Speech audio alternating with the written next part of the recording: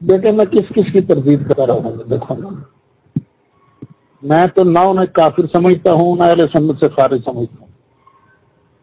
میرا تو اختلاف صرف اتنا ہے کہ سیدہ کی شان کے مناسب لفظ نہیں تھے وہ، کہ جب مانگ رہی تھیں تو خطاب کرتی، بس. اس سے آگے میرا کوئی جھگڑا نہیں ان سے اس مسئلے میں. حضور اس پہ تو انہوں نے اتنی وضاحت کر دی نا کہ اجتہادی خطا مراد ہے، کیا وہ بھی نہیں ہو سکتی؟ اجتہادی خطا والی تو بحث وہ فول کھیل رہے ہیں نا، وہ تو بیٹے فول کھیل رہے ہیں نا. تو اتنا کیوں نہیں کہہ دیتے کہ میں یہ جو لفظ تھے میرے خطاب تھے جو میرے منہ سے نکلے، اور خود کہا بھی انہوں نے کہ میں مناسب نہیں سمجھتا، بے گناہ بے خطا.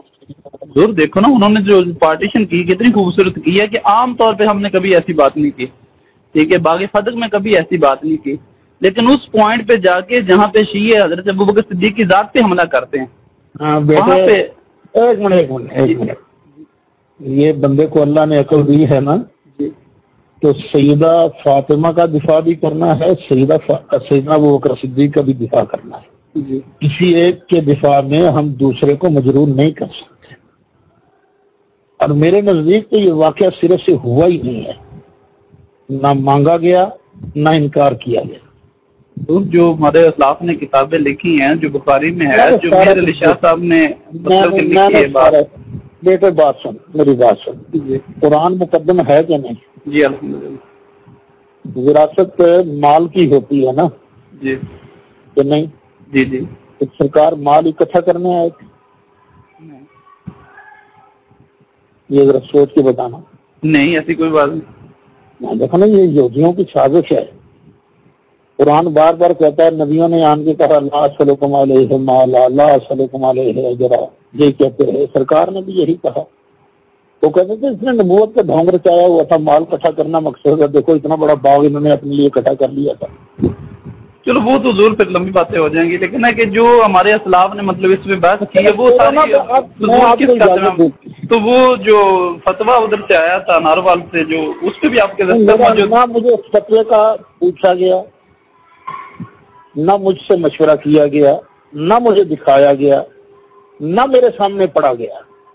میں گیا اس وقت حامد سعید صاحب تقریر کر رہے تھے، ان کے فوراً بعد میری تقریر تھی. پھر میں نے واپس آنا تھا مولانا عبدالتواب صاحب کے چیلن میں لاہور، تو میں وہاں 4:30 بجے لاہور پہنچ گیا تھا.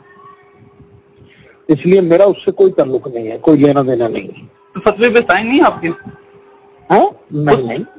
نہیں مجھے تو پتہ ہی نہیں فتویٰ ہے کیا. سن رہا ہوں لوگوں سے، میرے تو کوئی سائن نہیں ہے. ویسے ضرور معذرت سے میں یہ بات کہوں گا کہ آپ خود حسن مجتبیٰ سے پوچھیں کہ تم میرا نام غلط استعمال کر رہا ہے، یہ جرم ہے اس کا. ہماری بات کی وہ ویلیو نہیں ہوگی اگر آپ اسے روکیں گے. میری بات سنو، تم ہو امینی. جی الحمدللہ. لیکن تمہارا مزاج جلالی ہے. جی میں ڈاکٹر صاحب کا شاگرد بھی ہوں. شاگرد بھی ہو نا، تو مزاج نہیں ہونا چاہیے، جد والا مزاج نہیں ہونا چاہیے. نہیں حضور ایسی کوئی بات نہیں. ختم ہو گئی جب میں نے کہہ دیا نہیں تو بات ختم ہو گئی بس. چلو یہ ہو گیا. تو اچھا یہ جو آپ کا مطلب کہ بیان یہ رات میں نے سنا ہے مدرسے کے حوالے سے، ٹھیک ہے، وہ تو بات آپ نے کہہ دی کہ میں انہیں کچھ بھی نہیں سمجھتا، صرف یہی ہے کہ وہ لفظ مناسب نہیں.